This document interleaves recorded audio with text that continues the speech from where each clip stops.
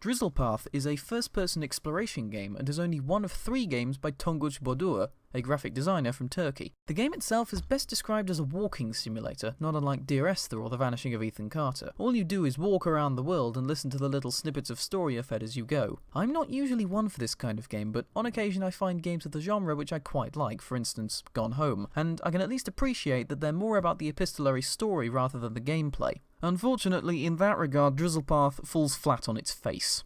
It's built in CryEngine and thus looks gorgeous and is very graphically intensive to the point I even had slowdowns on my otherwise pretty darn good rig. However, the all-important story accompanying it is incomprehensible. It's presented in strange poetic non-sequiturs spoken in a barely decipherable Hispanic accent over the top of rather loudly played music with no subtitles of any kind. I don't think you can exactly blame me for not having the faintest idea what is going on. The music's good, but it seems not to really fit the mood on a few occasions. The game's also incredibly short, weighing in at just under half an hour, and a lot of that time you're left scratching your head wondering what it is you're doing and what the hell is happening, whilst just wishing you could move a bit faster. Furthermore, it's painfully and openly linear. There's a little sandy path you're clearly supposed to follow, which leads you through the lush environments which you aren't supposed to explore, and which 70% of the time look exactly the same. There's little to no variety or interactivity. It just feels like you're being shepherded along this long path whilst trying to make out what the hell it is you're actually doing. I'd compare it to a conveyor belt over which you have a bit more control. You can jump and crouch, but the latter is totally unnecessary and arbitrary and thereby useless, and the former you only need to use once in the entire game near the end.